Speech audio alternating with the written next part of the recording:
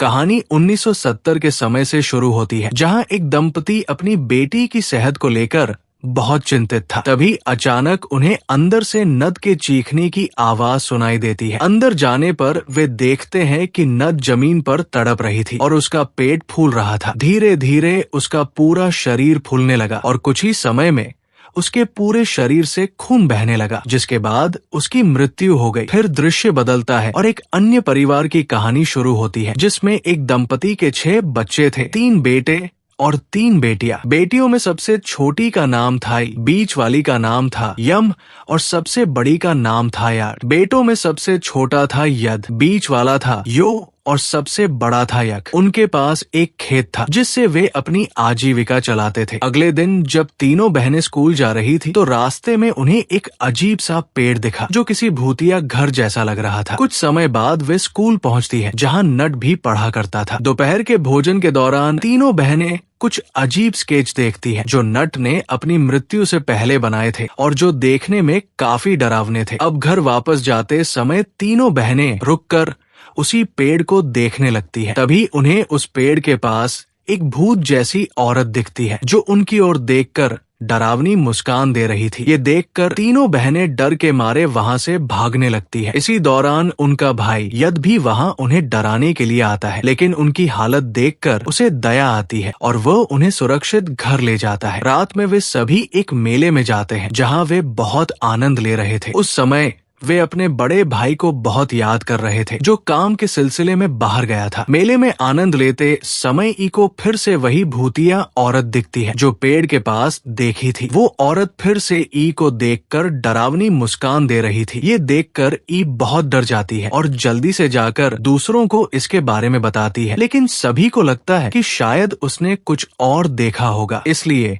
वे उसकी बात पर विश्वास नहीं करते। लेकिन यम और यार्ड ने भी उस औरत को देखा था। रात में घर लौटने के बाद दोनों उस औरत के बारे में बात करने लगते हैं। अगले दिन यह काम से मुक्त होकर घर लौटता है। सभी भाई बहन अपने बड़े भाई को देखकर बहुत खुश होते हैं। रात में जब सभी खाना खा रहे होते हैं तो पता चलता है कि उनके पिता बहुत सख्त और गुस्सैल है और हमेशा अपनी मनमानी करते हैं, जबकि यद बहुत हंसमुख स्वभाव का था। इस बात पर यक और उनके पिता के बीच बहस शुरू हो जाती है। रात में जब यम और यार्ड अपने कमरे में सो रही थी तो यम को लगता है कि शायद कोई उनके कमरे में है, लेकिन जब वो उठकर अच्छे से देखती है तो वहाँ कोई नहीं होता। तभी अचानक उसके पीछे एक बहुत डरावना भूत खड़ा था जिसका चेहरा विकृत था। यार्ड की आंखें भी खुल जाती है और वो देखती है कि यम कमरे से बाहर जा रही है। वो उसका पीछा करती है और रसोई में पहुंचती है जहां यम अजीब तरह से बैठी थी और यार्ड को डरावनी मुस्कान दे रही थी। यार्ड उसे वापस कमरे में जाने के लिए कहती है। तभी वहां रखा रेडियो अपने आप शुरू हो जाता है, जिससे यार्ड को थोड़ा डर लगता है। वो रेडियो बंद करती है, लेकिन जैसे ही वो पीछे मुड़ती है यम अचानक उसके पीछे आकर खड़ी हो जाती है, जिसे देखकर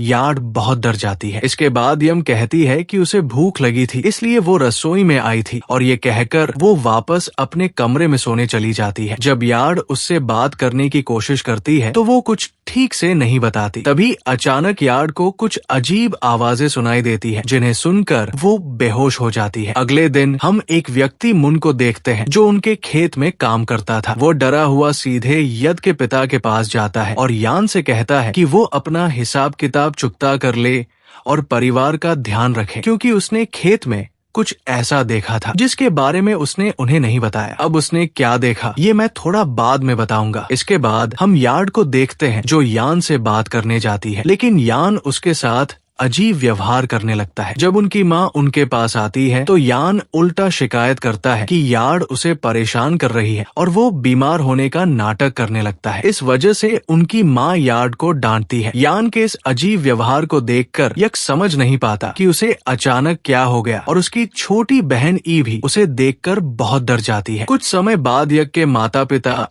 एक दिन के लिए किसी काम से घर से बाहर जा रहे थे। वे यक को घर की सारी जिम्मेदारी लेने और अपने भाई बहनों का ख्याल रखने के लिए कहते हैं। उनके जाने के बाद यार्ड और यक को लगता है कि शायद यान की तबीयत बहुत खराब है, इसलिए यो एक पास के डॉक्टर को बुलाता है और उससे सलाह लेता है। लेकिन डॉक्टर के अनुसार यान पूरी तरह ठीक था। फिर भी यान के व्यवहार को देखकर यार्ड और यज्ञ को लगता है कि वो कहीं से भी ठीक नहीं है। रात में यार्ड यज्ञ को उस आवाज के बारे में बताती है जो उसने रात में सुनी थी। यज्ञ बताता है कि उसने भी रात में वही आवाज सुनी थी, लेकिन वो उसे कमरे में सोने के लिए भेज देता है और खुद बाहर पहरा देने का फैसला करता है। यार्ड कमरे में सोने की कोशिश करती है, तभी यान फिर से कमरे से बाहर जाने लगता है। यार्ड उसे देखकर उसका पीछा करती है, लेकिन फिर उसे वही आवाज सुनाई देती है। वो अपने हाथ को जोर से काटती है ताकि उसका ध्यान भटके और वह उस आवाज को सुनकर सो न जाए। बाद में वह यज्ञ के कमरे में जाकर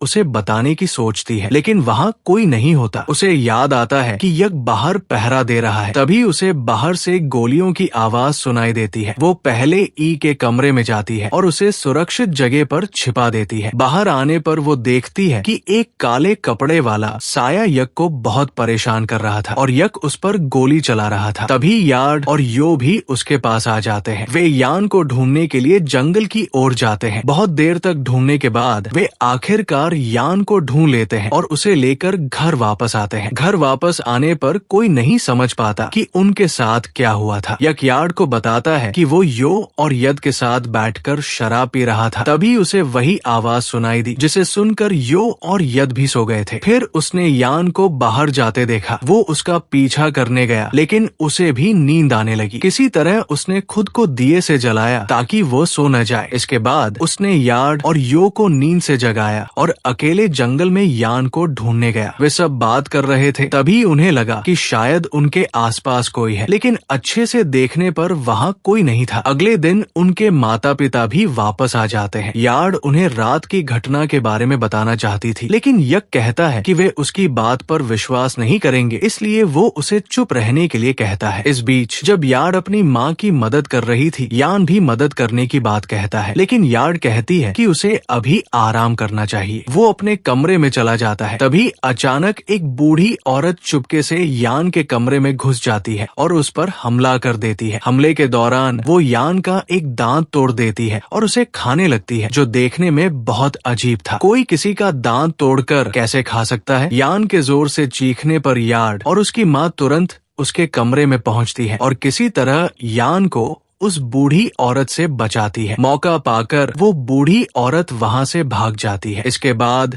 यान को सांत्वना देता है कि वो उसे कुछ नहीं होने देगा और वो एक व्यक्ति को बुलाता है जिसका नाम था सार्जेंट पैफन। पैफन को यान जैसे लोगों की स्थिति के बारे में थोड़ा ज्ञान था। वो तुरंत यान से बात करने जाता है, लेकिन तभी यान उसके चेहरे पर कुछ थूक देता है और उसे वहाँ से चले जाने के लिए कहता है, वरना वो उसे जिंदा नहीं छोड़ेगा। पैफन समझ जाता है कि यान पर किसी बुरी आत्मा का कब्जा है और वो वही आत्मा है जिसने कहानी की शुरुआत में नट को नियंत्रित करने की कोशिश की थी। वो उन्हें उस बूढ़ी औरत के बारे में बताता है जिसका नाम था चीला। चीला काला जादू करती थी और उसने कई बुरी आत्माओं को इस दुनिया में बुलाया था ताकि वो लोगों के शरीर में रहकर सामान्य जीवन जी सके। शायद मुन ने भी उसी बूढ़ी औरत को देखा था जिसके बारे में उसने यज्ञ के पिता को नहीं बताया था और इसीलिए वो वहाँ से चला गया था। पैफन को नट के घर के बारे में पता चलता है। नट की मृत्यु के बाद उसके माता पिता वो घर छोड़कर चले गए थे, इसलिए पैफन को यकीन था कि चीला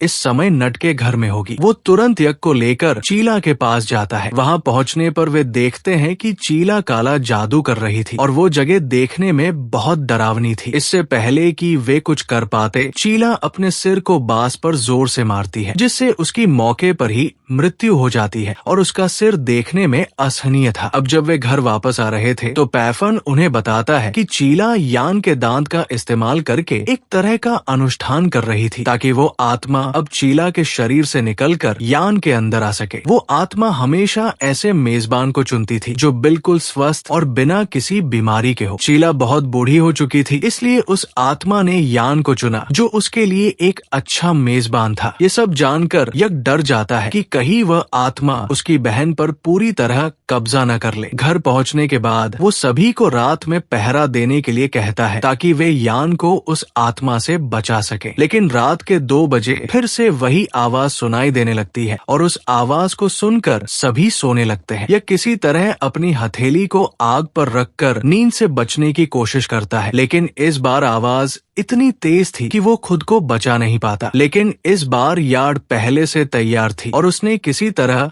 खुद को सोने से बचा लिया था। वो पहले यक को उठाती है और उसे बताती है कि यान उन पेड़ों की ओर चली गई है। यक अपने दोनों भाइयों को उठाता है और खुद यान को ढूंढने निकल जाता है। यार्ड को ई की सुरक्षा के लिए उसके पास जाने के लिए कहता है। इस बीच उनके पिता भी वहां आ जाते हैं। यक उन्हें उस आत्मा के बारे में बताने की कोशिश करता है, लेकिन जैसा कि हम जानते हैं उनके पिता बहुत सख्त थे और ऐसी किसी बात पर विश्वास नहीं करते थे। वे गुस्से में यक को थप्पड़ मार देते हैं। तभी अचानक उनके घर की छत पर तेजी से पत्थर गिरने शुरू हो जाते हैं, जिसे देखकर उनके पिता को लगता है कि शायद यक सही कह रहा है। इसके बाद यक खेत की ओर दौड़ता है जहां उसे वो आत्मा मिलती है, लेकिन वो आत्मा उसके दिमाग से खेलने लगती है क्योंकि वो उसकी माँ के रूप में उसके सामने आती है। यक को लगता है कि वो उसके साथ उसकी भावनाओं से खेल रही है। गुस्से में वो उस पर गोली चलाता है, लेकिन इसका कोई असर नहीं होता। यक फिर से उसका पीछा करने लगता है ताकि वह किसी तरह उस आत्मा को खत्म कर सके। इस बार वो आत्मा फिर से उसके सामने आती है, लेकिन यक समझ नहीं पाता कि ये उसकी असली माँ है या नहीं। वो भावनात्मक रूप से बहुत परेशान हो जाता है और जैसे ही वो गोली चलाने वाला होता है, यार्ड वहाँ आती है और उसका बंदूक ऊपर की ओर कर देती है क्योंकि इस बार यक के सामने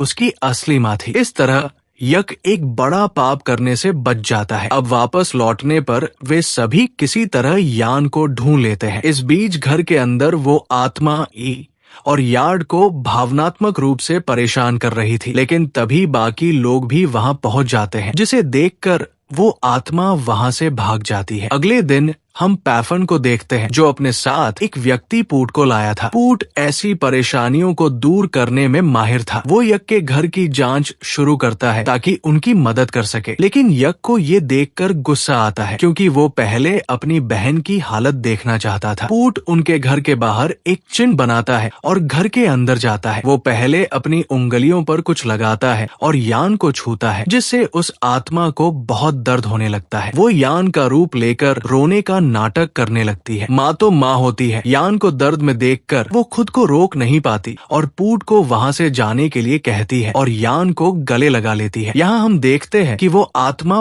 पूरे परिवार की भावनाओं से खेल रही थी। इसके बाद पूट उन बांस के पेड़ों के पास जाता है और कहता है कि सब कुछ यहीं से शुरू हुआ था, इसलिए इन पेड़ों को काट देना चाहिए। लेकिन यक के पिता इसके लिए मना कर देते हैं क्योंकि उन्हें अपने खेत के ये पेड़ बहुत पसंद थे, लेकिन सभी के समझाने के बाद वो मान जाते हैं। इसके बाद यक अपने दोनों भाइयों के साथ उन पेड़ों को काट देता है। पेड़ काटने के बाद उन्हें वहाँ से बहुत बुरी गंध आने लगती है। जांच करने पर वे देखते हैं कि वहाँ कई मानव अंग पड़े थे जो अब सड़ने लगे थे। इस बीच यान भी वहाँ पहुँच जाता है क्योंकि उसे पता चल गया था कि पूट ने उन पेड़ों को कटवा दिया है। वहाँ पहुँचते ही वो पूट पर हमला करने लगता है, लेकिन पूट किसी तरह उसे नियंत्रित कर लेता है। इसके बाद यक उन पेड़ों और अंगों को आग लगा देता है। इस सब के बाद पूट उन्हें बताता है कि यान को तुरंत अस्पताल ले जाना चाहिए क्योंकि आत्मा के निकलने के बाद यान को डॉक्टरों की जरूरत पड़ सकती है। उसने अभी के लिए उस आत्मा को थोड़ा कमजोर कर दिया था। रास्ते में पूट उन्हें बताता है कि उस आत्मा ने पहले नद को नियंत्रित करने की कोशिश की थी, लेकिन उसकी बीमारी के कारण वो उसके लिए अच्छा मेजबान नहीं था। इसके बाद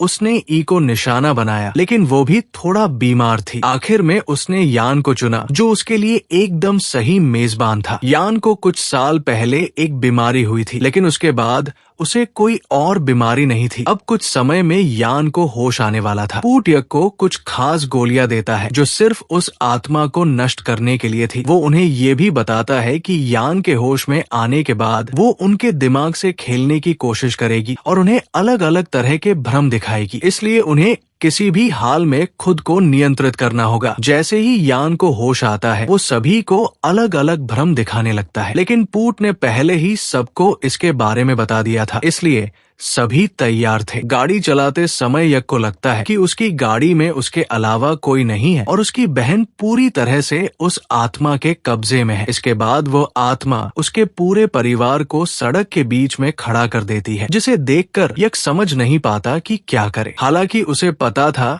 कि कि ये सब एक भ्रम है। इस बीच पूट को फिर से होश आ जाता है और वो सब कुछ संभाल लेता है, इसलिए यज्ञ गाड़ी नहीं रोकता और उन भ्रमों को पार करके आगे बढ़ जाता है। लेकिन तभी पूट का ध्यान यान से हट जाता है और मौका पाकर यान पूट की उंगलियों को काट लेता है, जिससे गाड़ी असंतुलित होकर एक पेड़ से टकरा जाती है। टक्कर में सिर्फ पूट की मौके पर मृत्यु हो जाती है। कुछ समय बाद यज्ञ को भी होश आता है और वो देखता है कि यान उसके हाथ में बंदूक लिए हुए है। यज्ञ उसे रोकने की कोशिश करता है, लेकिन इस बीच वो पैफन को गोली मार देता है। अब वो अपनी माँ पर भी गोली चलाने वाली होती है। तभी यह किसी तरह उसके हाथ में एक खंजर मार देता है, जिससे वो आत्मा उसके शरीर से बाहर आ जाती है। जैसा कि मैंने पहले बताया था, वो आत्मा सिर्फ उसी शरीर में रहती है जिसमें कोई दोष न हो। अब यान का एक हाथ बेकार हो चुका था। यज्ञ पूट की दी हुई खास गोलियों से अपनी बंदूक से उस आत्मा पर गोली चलाने लगता है, क्योंकि वो उस आत्मा को किसी भी कीमत पर नष्ट करना चाहता था। वो आत्मा देखने में बहुत खतरनाक थी। कुछ समय बाद वे सभी अस्पताल पहुंचते हैं। अगले दिन जब यान को होश आता है तो उसे पिछले रात की कोई बात याद नहीं थी। यार्ड उसे आराम करने के लिए कहता है और बाहर जाकर यज्ञ से इस बारे में बात करने लगता है। यज्ञ बताता है कि पूट और पैफन ने अपनी जान देकर उसकी बहन की जान बचाई थी, जिसे वो कभी नहीं भूल सकता। कुछ समय बाद जब वो यान के पास वापस जाता है तो वो देखता है कि यान अपने दांत उखाड़ रहा था, जैसा कि हमने कहानी की शुरुआत में नद को करते देखा था। ये साफ था कि वो आत्मा अभी खत्म नहीं हुई थी और यान अभी भी उसके कब्जे में था। इसके बाद हम देखते हैं कि यान का पेट भी नट की तरह फूलने लगता है। कुछ समय बाद उसके पूरे शरीर से खून बहने लगता है और उसकी मौके पर मृत्यु हो जाती है। ये देखकर हमें समझ आता है कि वो आत्मा अपने पिछले मेजबान का उपयोग करने के बाद उसे नष्ट कर देती थी, जैसे नट, चीला और अब यान। अब हमें नहीं पता कि इसके अगले शिकार कौन होंगे। कुछ दिनों बाद हम यज्ञ को देखते हैं, जो अपनी बहन को खोने के लिए बहुत पछता रहा था और बहुत गुस्से में भी था। इसलिए वो उस भूतिया पेड़ के पास जाता है जिसे हमने कहानी की शुरुआत में देखा था। गुस्से में वो उस भूतिया दिखने वाले पेड़ को काट देता है और उसे आग लगा देता है। वो कहता है कि खेल अभी खत्म नहीं हुआ है, यानी इसका दूसरा भाग भी है। तो दोस्तों, अगर आप इस वीडियो पर बहुत सारा प्यार दिखाएंगे तो हम जल्द ही इसका दूसरा भाग लेकर आएंगे। तो कमेंट करें पार्ट 2 और इसके साथ ही ये कहानी यही खत्म होती है। तो दोस्तों, आपको ये मूवी कैसी लगी कमेंट करके जरूर बताएं। वीडियो